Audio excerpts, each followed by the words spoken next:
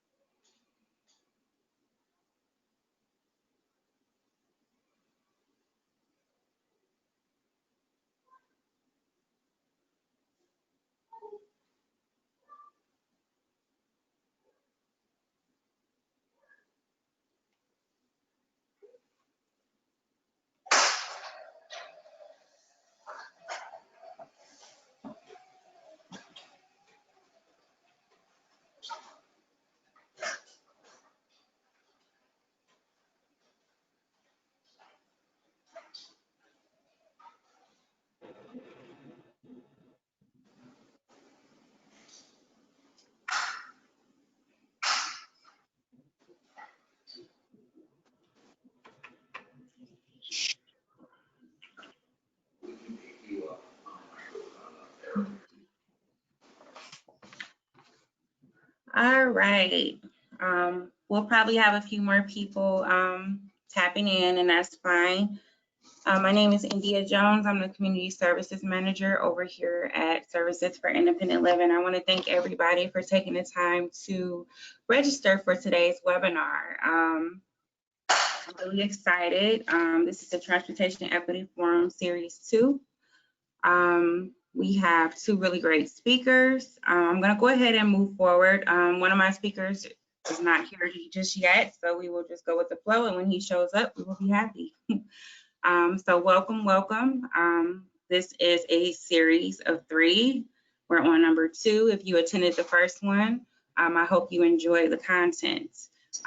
This series has been brought to you by the Ohio Development Disability Council, the Ohio Aging and Disability Transportation Coalition, Services for Independent Living, and Pittsburghers for Public Transit.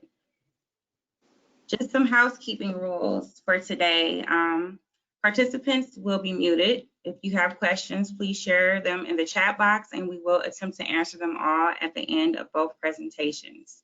A recording of today's webinar will be available on our website at www.seal-ohio.org. The PowerPoint presentations that each speaker will present today will be available for download by clicking the icon in the control panel that you should see in the box. There will be a satisfaction survey emailed to you after this webinar. I ask that you please fill it out. This is how we get our feedback on how we are currently doing, okay? All right, so we are gonna move forward. I wanna say today we have Joshua Malloy as a speaker, who is the community organizer over at Pittsburghers for Transit. And then we also have Kevin Flynn, who is a retired law school professor who is now focusing on accessibility issues. He is also the council chairperson over at OSILC currently. So I'm really happy to have both of them here today. We're gonna go ahead and start off with Kevin. Kevin, how are you today? I'm well, India, thank you. All right, so I'm gonna go ahead and hand over the floor to you. And action. Well, thank you. Welcome, everyone. Transit access. Why is that an important issue for those of us that happen to have disabilities? Well, the big 3 are housing, employment, and transportation. If I can't get to my place where I'm working, I can't work there. If I can't work there, I can't participate. And more importantly, from the other end of the economic spectrum, if I can't get there, I can't participate economically in being a productive member of society and spending my money at places. So getting from my housing to where I work, where I shop is important. Let's take a step back and talk a little bit about the Americans with Disabilities Act. We celebrated the 30th year this year since the enactment of the ADA. And the purpose of the ADA was really to provide a national mandate for the elimination of discrimination against individuals with disabilities. As a demographic, we did not, before the passage of the ADA, we really didn't have a federal way of pursuing discrimination claims against our demographic of persons with disabilities. And as a result, as a demographic, we probably, and we still have the highest unemployment rates of any one demographic, the least access to housing, and transportation is still a barrier. Even though 30 years ago, Congress mandated that the rights of persons with disabilities will not be infringed on in matters of transportation.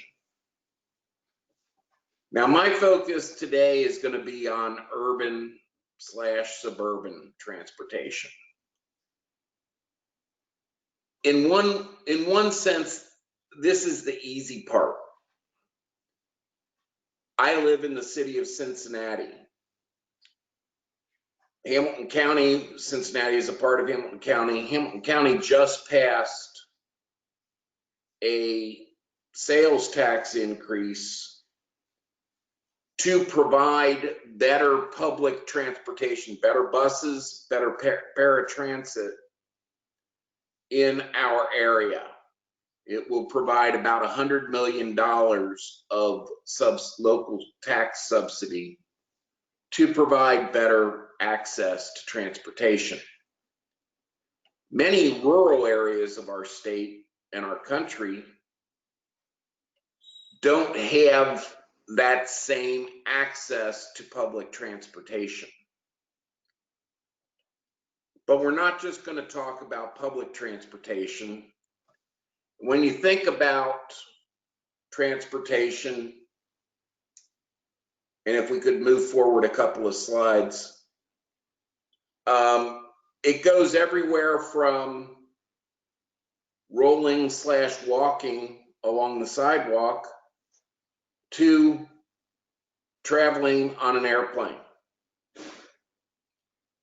I could probably spend the 20 minutes that I have with you today talking about the problems with air travel.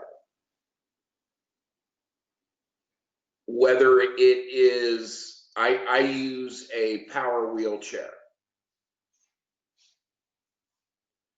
My wheelchair has been broken 3 times while traveling on airplanes.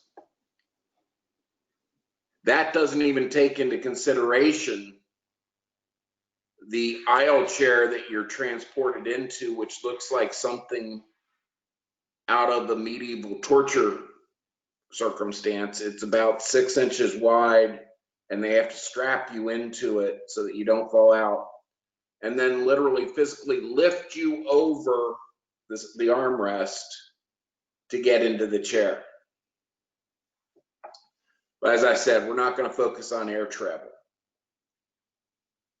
The second mode of transportation is fixed route. Buses. In Cincinnati, we have a small streetcar, trains. These travel along a defined route, and for the most part, in the past 30 years, have become accessible to persons with disabilities. They provide other challenges, however, relative to the economic opportunities that people may seek. Demand responsive transportation would be where you're calling up and you're having that transportation mode come to you. I've listed a number of them: paratransit, ambulette, accessible taxis, Uber, and Wave. And we will spend a lot of time on demand responsive transportation, changes that are occurring in the state of Ohio, not as quickly as I would like, but they are changing. And then your own vehicle. If you're lucky enough, if you're able to have your own vehicle, even if you're in a wheelchair, even if you are a person with quadriplegia, as I am, very limited mobility on my arms, no mobility on my legs, I can still drive my own van. And then finally, you still have to be able to get into the store, the office, whatever it might be. So problems with sidewalks, lack of sidewalks, buildings that have steps to get in, These are all issues. But again, we only have 20 minutes. Each type of transportation has its own barriers and their own challenges. So as I said, with flying, first of all, you have to get to the airport. So you're going to have to use some other method of getting to the airport. Now, those of you that are familiar with Cincinnati know that our airport is actually in the state of Kentucky. Paratransit is localized. It won't travel across state lines to Kentucky. So you can't use the metro access, which is what our paratransit system is called here in Cincinnati. So that's out. You could drive yourself, but if you're traveling for a week, you're going to a seminar, you're going to consult with a hotel developer on how to best make accessible rooms in their new hotel, you can't, you would have to park, then you'd have to get your luggage to the facility. So getting to the airport is a challenge in and of itself, which involves the other modes of transportation. Getting through security once you get to the airport. I have yet to travel on an airplane where I have not gotten the full pat down. It takes a long time to get through security. Gate checking your chair. Even though the Department of Transportation regulations say if you have a manual chair that's foldable and there's space on the airplane, it's supposed to be allowed to be kept on the airplane. It never happens. And so it has to go down and get checked in with where the luggage goes in. We've already talked about transferring and the aisle chair and the condition of your chair. Fixed route travel, buses. Most buses, all buses in the Southwest Ohio Transportation Authority fleet are accessible. I've been to Columbus. COTA's buses are all accessible. Lifts and ramps are standard for the most part in buses. You rarely will see a 30-year-old bus in service in most urban areas. There is a seating area for the chair provided, and the drivers are provided with training on how to secure that chair. A good driver will insist that they secure you. Some drivers, maybe not so much, and they'll allow you just to sit on there loose. That's great, but what if somebody hits the bus? You go flying, you now have more damage. Now you're suing the transportation company. One of the great advantages of public transportation, it's relatively inexpensive. It's a good way of getting from point A to point B. What are some of the limitations of a fixed route system? Well, if you don't live on the bus route, you can't use it. For those of you that have tried to secure housing, you know that often affordable, accessible housing is at a premium. It's just not available.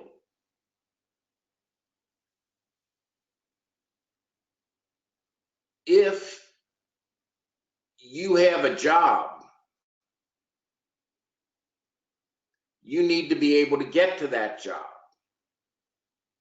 You need to be able to live on a bus route that will get you to that job and get you home in a relatively convenient manner.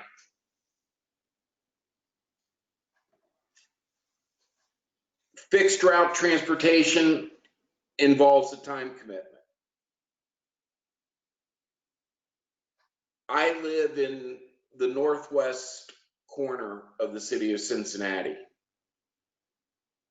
I could get downtown to City Hall when I was on city council there in 10 minutes. I could get from my home to my parking spot down at City Hall in 10 minutes. If I had to ride the bus to get there,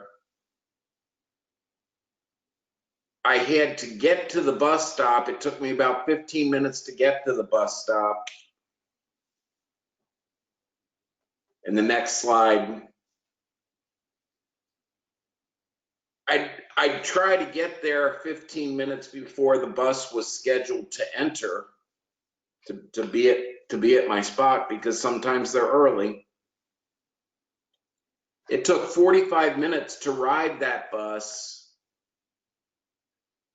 And then the bus stop wasn't right next to City Hall.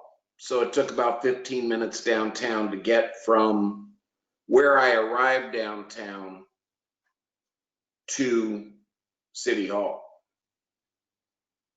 1.5 hours instead of 10 minutes. Over the course of the day, 3 hours instead of 20 minutes. We're talking about barriers to economic opportunities. It already takes people longer to get from point A to point B. It takes people longer to get up in the morning if they're a person with disabilities. Everything takes longer.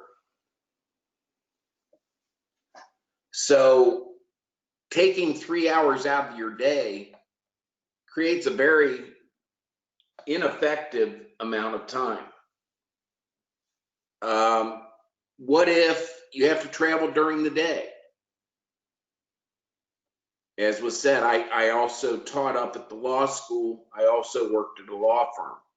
So there were days where I would be going from point A to point B to point C to point D. And trying to do that using a bus just wouldn't be practical for me. Paratransit is great. They will pick you up if you qualify. They will pick you up and they will take you directly to the spot that you want to take to. You have to be approved. You have to qualify. And according to the access rules, it's for people whose disabilities prevent them from riding a regular bus. So oftentimes people with developmental disabilities or other neurological disabilities may not be appropriate to be riding on a public bus. They may not feel comfortable doing it. This may be an option. And it does take, again, more time. There's also limits on when they're available. And as I said earlier, limits on the area of travel. Ambulance. This is an area that I worked on to change Ohio law. And I see that I'm running low, so I'm going to talk quicker for the next few minutes. Ohio law used to say that if you needed to use a wheelchair, you must use an amulet. An amulet is one of those ambulance-looking things that's for non-emergency travel. The problem with an amulet is the expense. It costs, well, it cost me to get to the airport one time when I had to use an amulet, $250. It's a $30 cab ride. That is an economic barrier. The law was interpreted to prohibit something that is expressly called for in the Americans with Disabilities Act, which is accessible taxi cabs.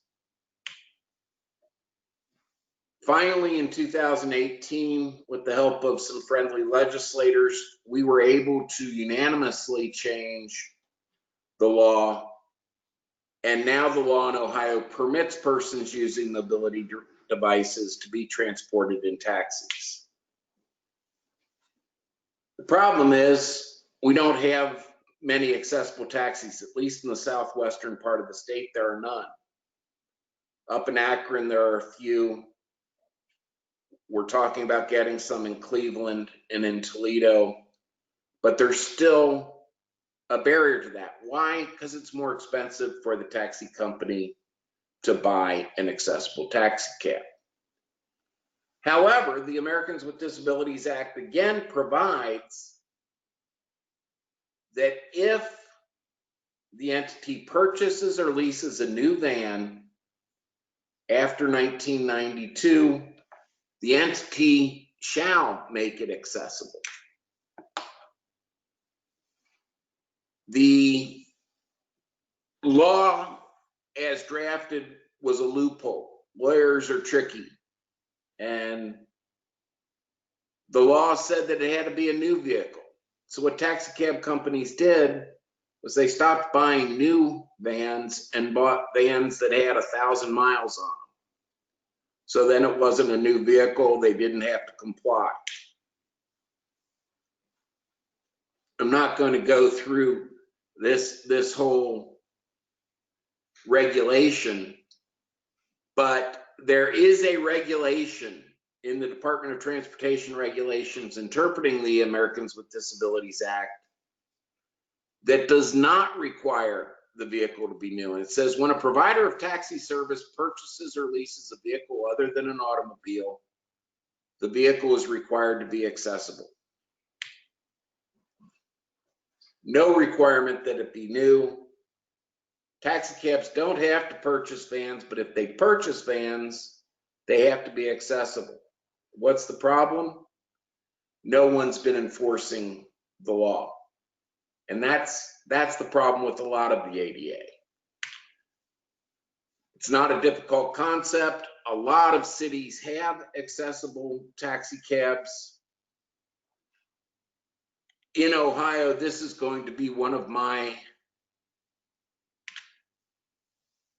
Don Quixote moments. I will be moving forward with making taxi cab companies get accessible taxi cabs.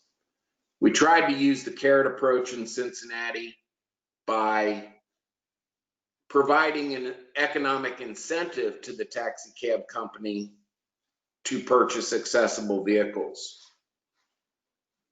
We in fact increased the subsidy to over $16,000 per vehicle, and yet we still have no accessible taxi cabs.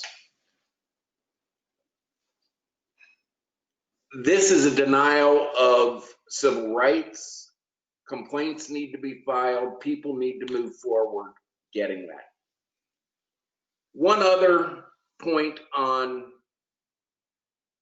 demand responsive, Uber and Lyft. Everybody wants to use Uber and Lyft. They claim not to be taxi cab companies, and so they're not subject to the regulation. They're a ride sharing service. This claim is being litigated across the country right now. Uber has instituted Uber wheelchair accessible vehicles in limited cities, mostly in cities where they've lost lawsuits saying that they don't have to have them. Private van. This is a van that you or I could drive. We buy it, own ourselves. What's the advantage of it? It's convenient. I can jump in that van. I can get from point A to point B the same as somebody that's in a car. Anywhere, anytime. It's scary because they're limited. The cost of maintenance is expensive. Parking is always a challenge, especially in an urban area. Most parking garages they don't have people working in them anymore. So you have to be able to manipulate the machine. If your hands have limited mobility, you can't do that. So you may try to park on the street. Parking meters used to be a challenge. Now they're becoming more accessible. You can use an app on your smartphone oftentimes to pay for parking at a parking meter. One of the other limitations, though, is the cost. You have to pay for the cost of the new van. There are groups that will assist in covering the cost of modifications, but they won't buy the van for you. So the Bureau of Vocational Rehabilitation, Bureau of Workers' Compensation, if you're a vet, and the Veterans Administration oftentimes will help with the cost of modifications. These cost of modifications are not minimal. They can be $30,000 to $40,000 per vehicle. Parking. This is directly from the regulations and is what a van accessible parking spot is supposed to be. That middle square is supposed to be the crosshatched area where there's not supposed to be any parking. I can tell you very few parking lots comply with the Americans with Disabilities Act. Another opportunity for change that still occurs in this country. Finally, we've gotten near where we want to go to work. We still have to be able to get there. Broken sidewalks, areas with no sidewalks, scooters that are left everywhere, vending machines that will stop you. In the age of COVID, most cities have expanded the outdoor dining area, oftentimes covering the entire sidewalk area. Sometimes you'll still find streets that don't have curb cuts. So you'll get all the way to the corner and then you can't get across the street because there's no curb cut.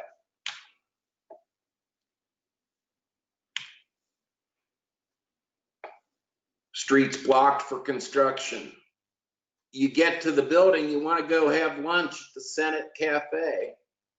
They put a brand new area for the smoking lounge and they left a step to get into the front door of the restaurant. If you want to go to that restaurant, you have to go through a parking lot, around to the back, have someone open up the door, go through the kitchen, and then you can go have lunch.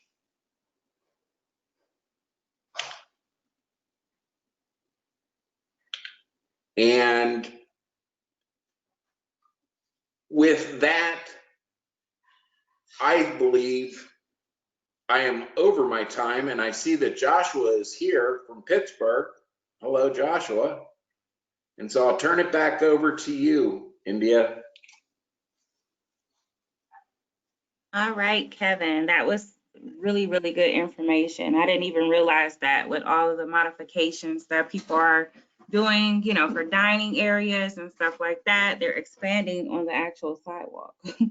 Like seriously, I did not think about that. So I want to thank you again because all of that was really, really informative, and I'm sure that people have questions. So if you could just hang on, we will resume. I'll be around. All right. All right, Josh. Welcome. We are happy to have you here. Thank you. Sorry about the confusion. I logged in as an attendee and not as a panelist. That is okay. We are glad you're here now. So I'm going to go ahead and turn it over to you and just let me know when you want to advance to the next slide. Okay. Yeah, this is just the title page of my presentation, No Greater Need, No Greater Opportunity, Pittsburgh's Need for a Low-Income Fair Program. Yeah, so who are we? Who is PPT? Pittsburghers for Public Transit is a transit riders union. We are a group of transit riders, transit operators, and residents of Allegheny County who are fighting for an equitable and affordable transit system in Allegheny County and all over PA, really. COVID-19 has changed the way that we operate, so we've switched, mostly online. But we've seen that the most marginalized people, who were the most marginalized people before COVID-19 happened, continue to be the most. They bear the disproportionate impact of the effects of COVID-19. What we've seen since basically the beginning of March or mid-March is that Black residents and long-term residents of Pittsburgh, Black and brown residents of Pittsburgh, were disproportionately affected by COVID-19. Transit routes serving Black neighborhoods have seen steep ridership losses. Whenever Port Authority did this thing back in early April, where they got rid of the fares on buses, and they recently re-implemented that, and there was actually a loss of ridership on those routes. And then buses in Black and low-income neighborhoods are often overcrowded. So the people who can ride are still on overcrowded buses. 6 feet in a mask is the best protection we have against COVID-19 now. And even if folks can afford to wear a mask, can afford to buy a reusable mask or disposable mask, we've seen that they are still not able to manage that distance. You can go to the next slide.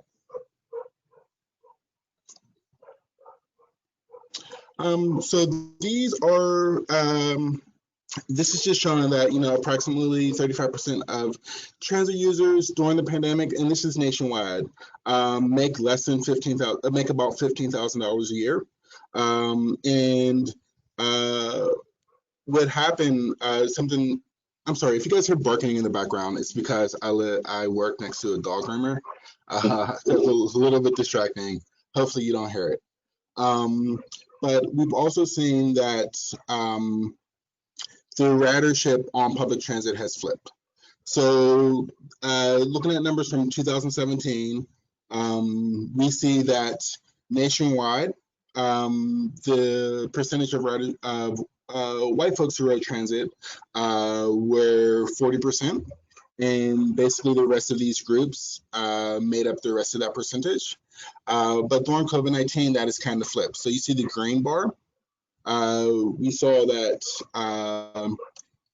white folks who tend to be in America, who tend to have jobs where they can take off and work from home, were doing that. And we saw that ridership, that Black and brown and Pacific Islander and all of these other races, they made up more of the ridership on public transit. So to us, what that was showing was that a lot of essential workers were still out on public transit and they were still out and about. So that just proves that there's a need for public transit, even now during COVID-19. Yeah, and then over on the next one, that just shows that riders now are poorer. stuff like that. We can go to the next slide. So PPT, we have a lot of campaigns and we rely a lot on data.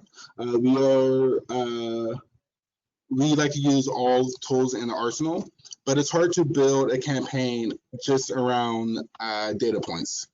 So what we did is we went out and we surveyed transit riders who were still on public transit during the pandemic. And this is just some of the stuff that they were saying. So these are people, this first person is someone who doesn't drive at all. So they rely on Port Authority to get anywhere they go. Like 99% of the time they are on the Port Authority bus. And that reduced schedule, whenever Port Authority cut the schedule down and reduced the amount of passengers who could be on the bus, was really straining them. And then this other person, they take the one Freeport, which goes to New Kensington, which is a working class suburb of Pittsburgh. And when I say working class, it means an area of our county that was forgotten whenever Pittsburgh reinvented itself from a steel mill town into a ads and mats town. Much like Cincinnati has done, I noticed. My brother actually works at the Cincinnati airport and lives in Kentucky. Which is weird because the Cincinnati airport is in Kentucky. Anyway, tangent. So New Kensington is it's a pretty mixed community, but it is also a very low-income community. So we see that these low-income areas are really disproportionately affected by what's happening with COVID-19. This next person was someone who's receiving chemotherapy. They need to be on the bus to receive chemotherapy and go grocery shopping and a bunch of other stuff. And they never learned to drive. But what's dangerous about this situation is when you receive chemotherapy, you have a compromised immune system. So they need that social distancing on buses, but they also need a bus to get to where they're going. So it was just pitting riders in a bind during COVID-19. You go to the next slide.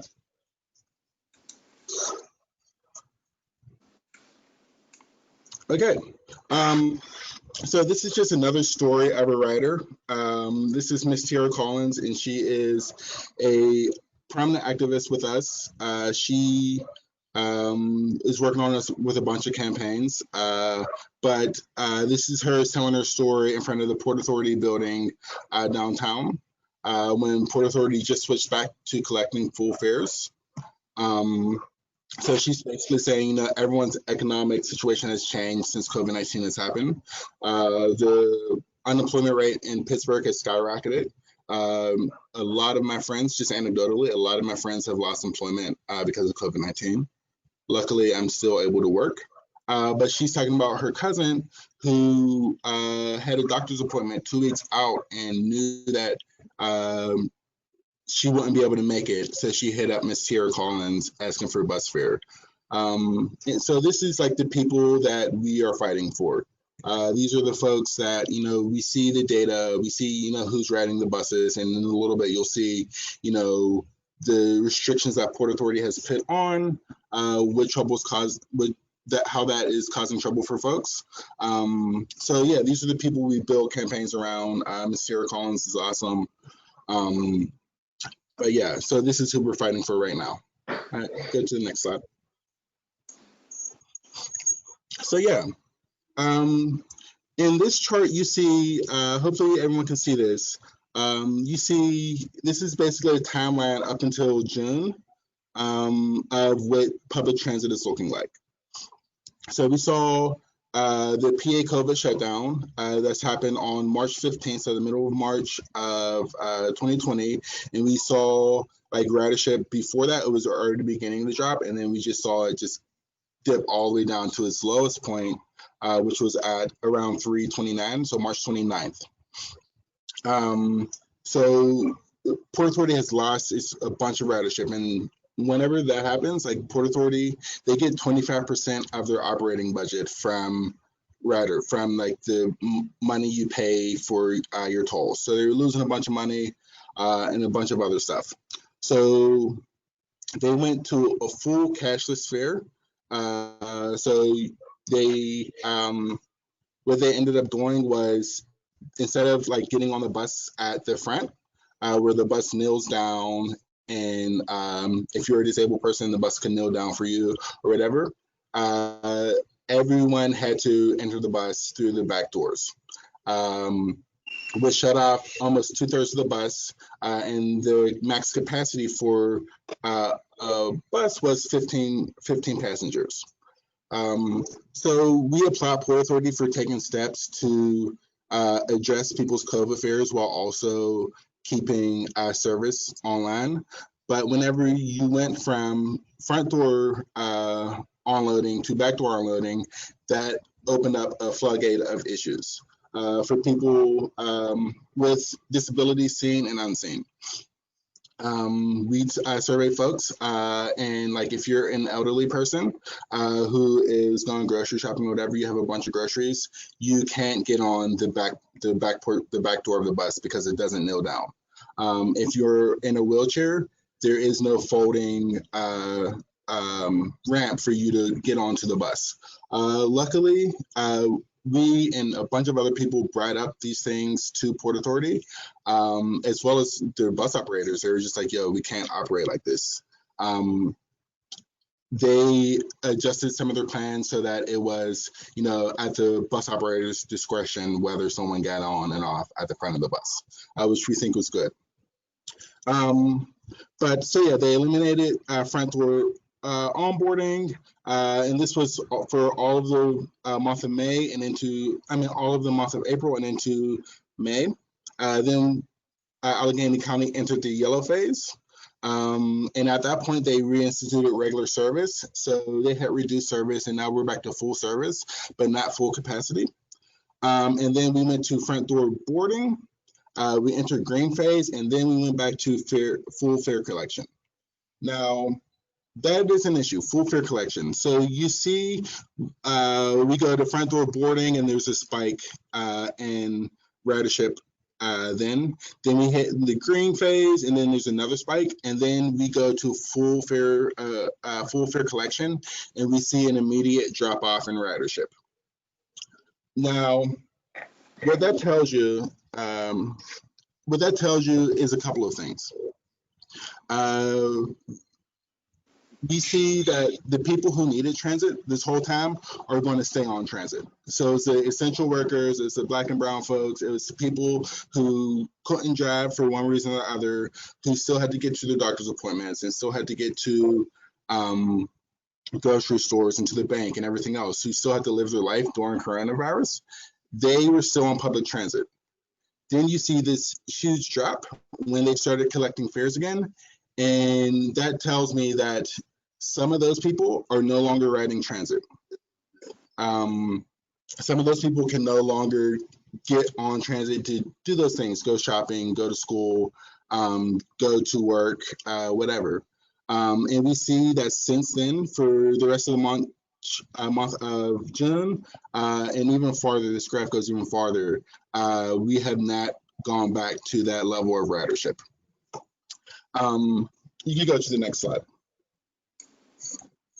So excuse the typos on this page, but we see that this is a map of Allegheny County, and we actually went through the data and saw which buses had the most drop off in ridership, which bus routes had the most drop off in ridership, and what neighborhoods those buses went through. So if you're not from Pittsburgh, this probably won't make too much sense to you, because none of these names mean anything to you. But we also overlaid on this map neighborhoods where the SNAP benefits were high. So these SNAP benefits are for low-income people who receive assistance from the government to buy food and other necessities. So we see in like these darker areas, we see that SNAP benefits are really high. and all of these buses are going through these neighborhoods. And then all of these buses also had a decrease in ridership after they re-implemented full fares.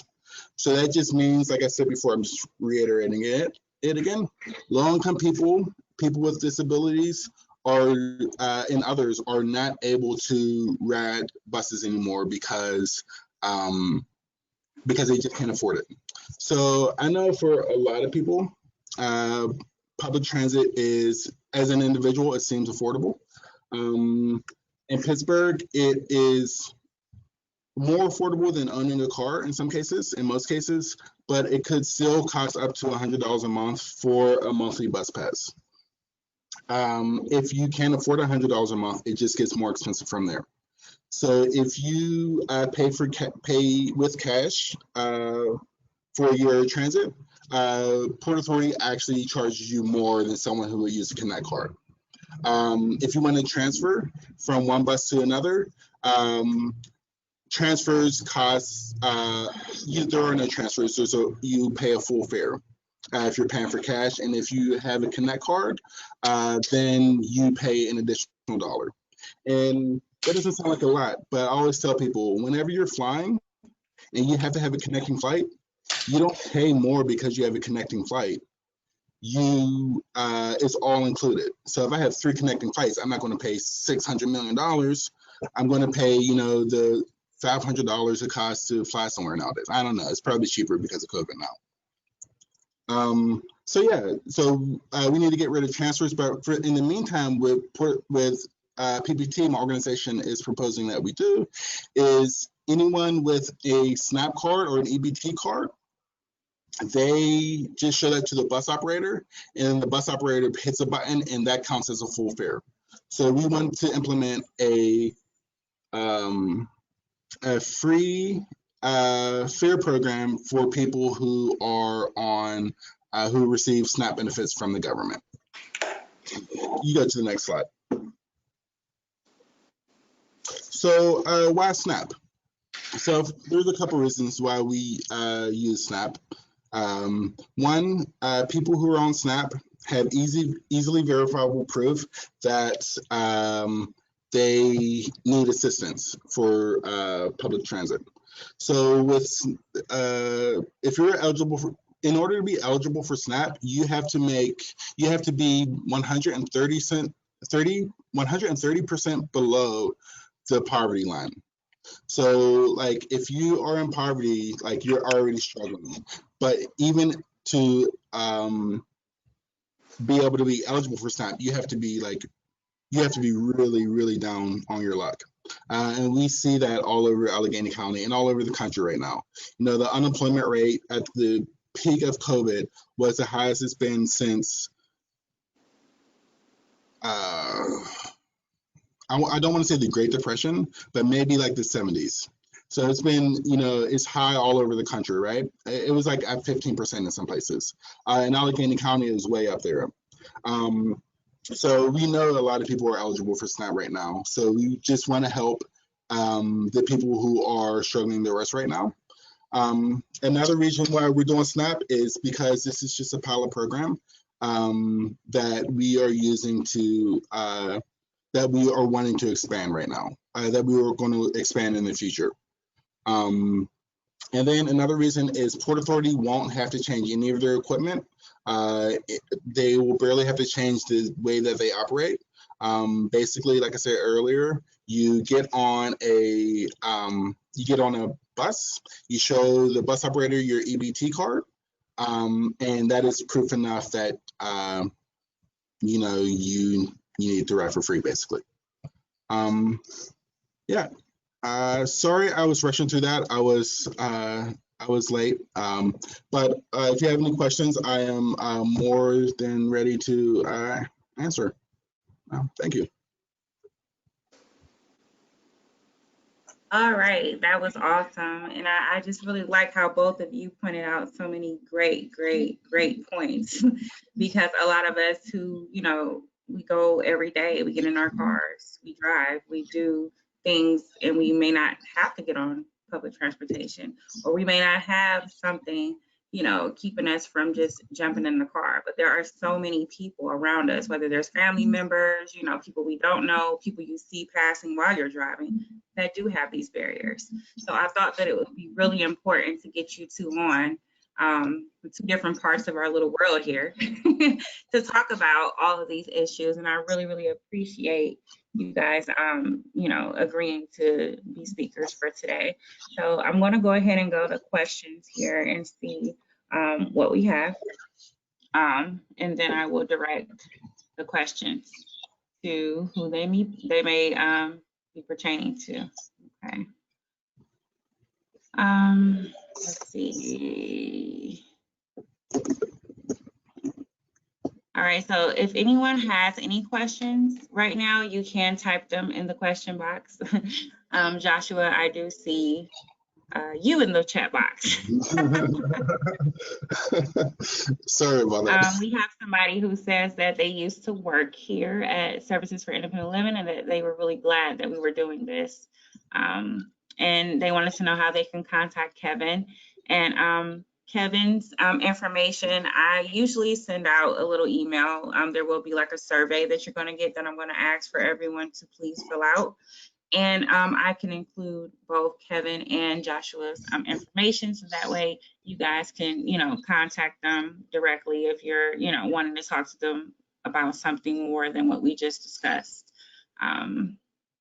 Also, living in a suburb of Cleveland, this is a question. How can I begin to advocate for accessibility? How about Kevin, you respond first, and then Joshua, you can also give your expertise. I would contact your local Center for Independent Living, which around the state there are 12 of them. The Cleveland area has 2, and their names are escaping me right now. But we can get that information to you. If you get your information to India, I will get the I'll email you with the addresses of the independent living operations.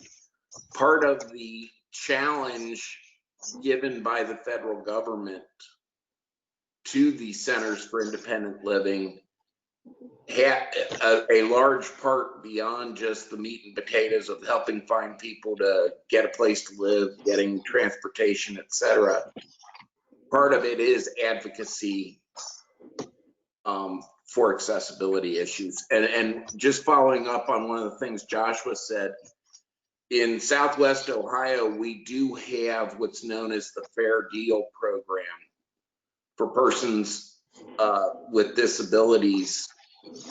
They can get a monthly pass for $38.50 that allows unlimited rides through all the different zones, all transfer charges. And if you're not an everyday rider, you can still get the Fair Deal program and you get to ride for half price. So there are options available out there for people, you know, and, you know, maybe Pittsburgh can adopt some of those programs.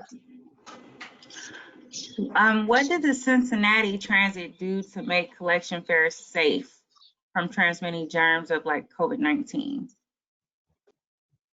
A lot of the payment now is done by card, and it's, you don't even have to insert the card, you just tap the card on it and it will either, if it's a dollar amount card, it'll take the dollar amount off of the card, or if it's a monthly pass, it'll just say you're good to pass. So you don't have to use cash anymore. So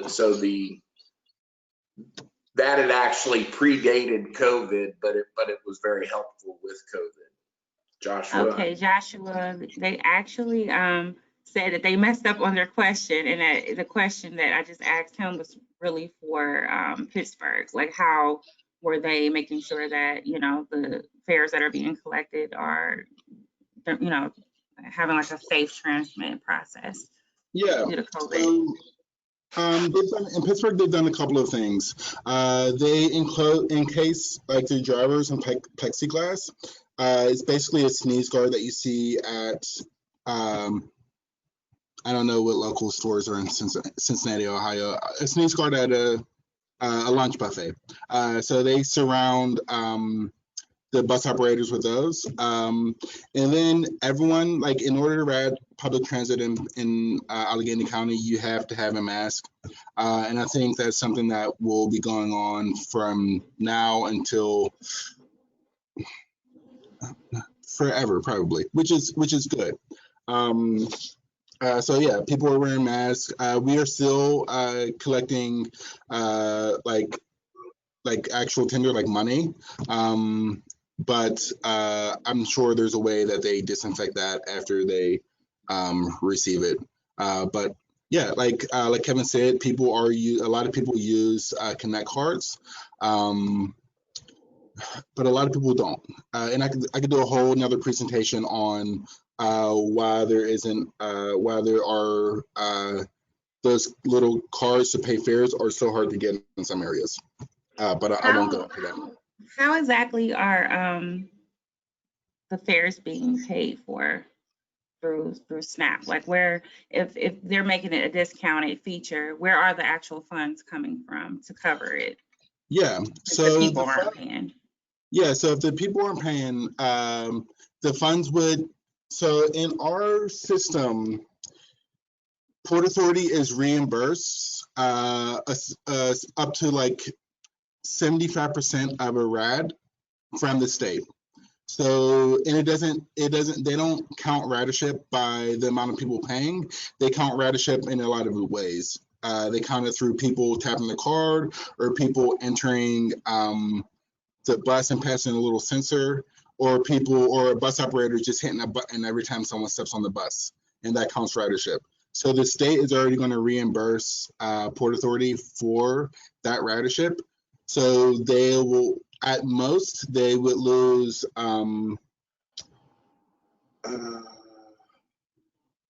there's a whole report on it, and I was just worked on the report to put this thing together.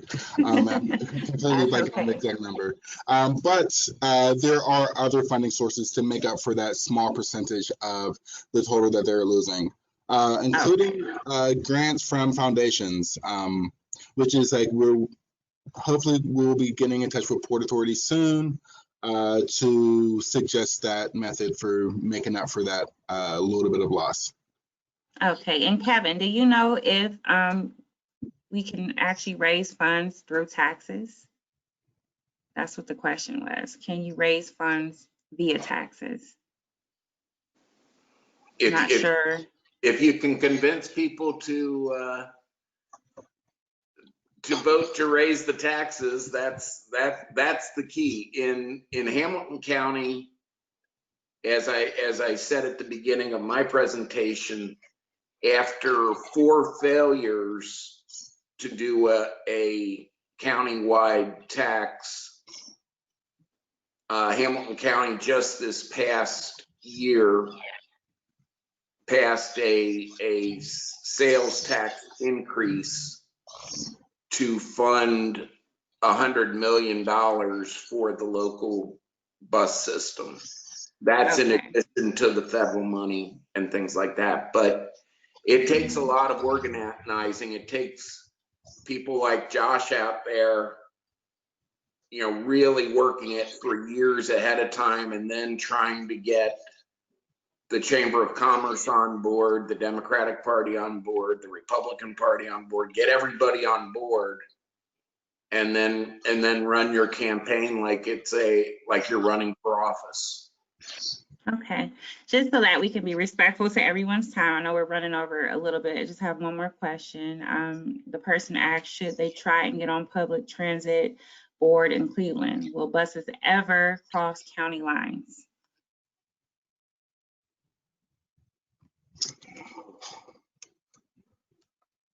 Josh, you want to take that? Or you want me to take that? Yeah.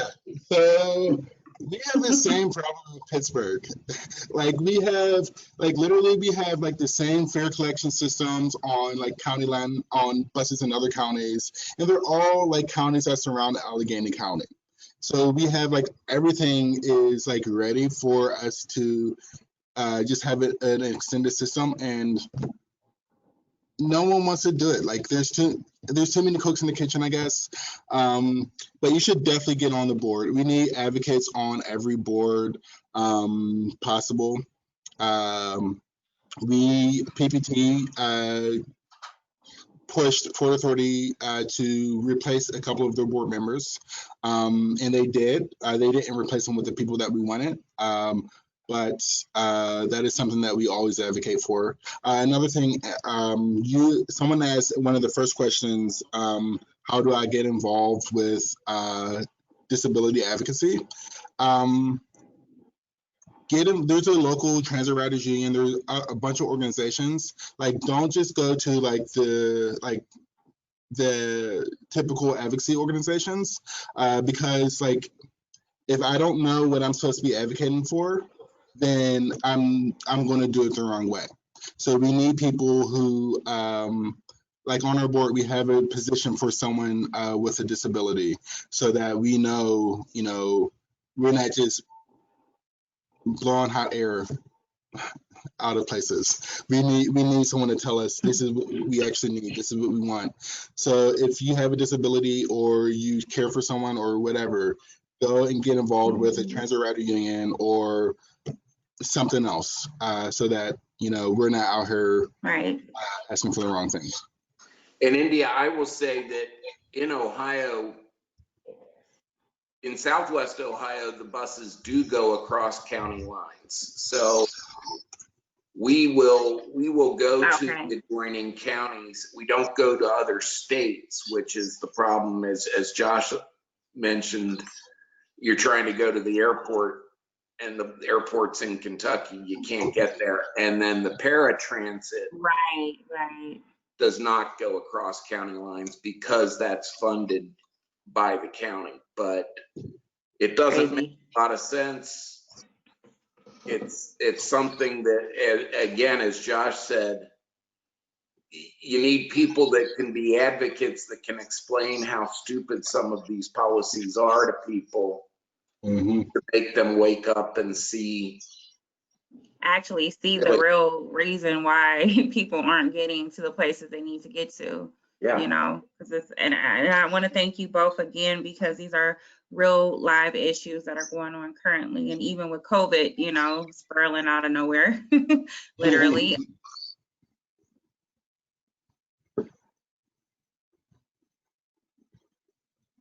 I think you're muted yourself, India.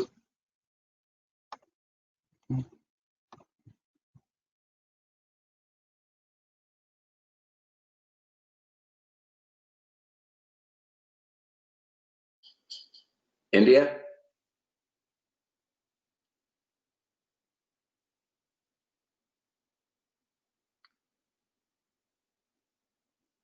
Well, I think she was just wrapping up.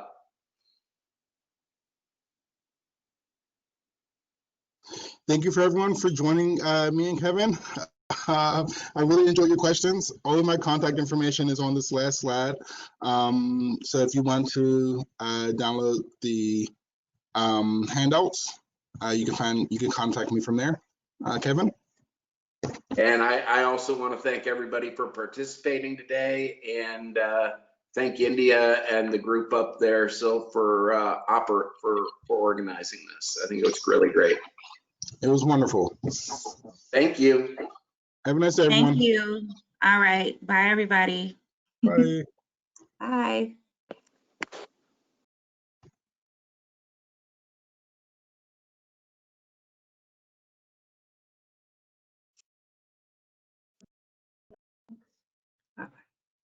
Oh,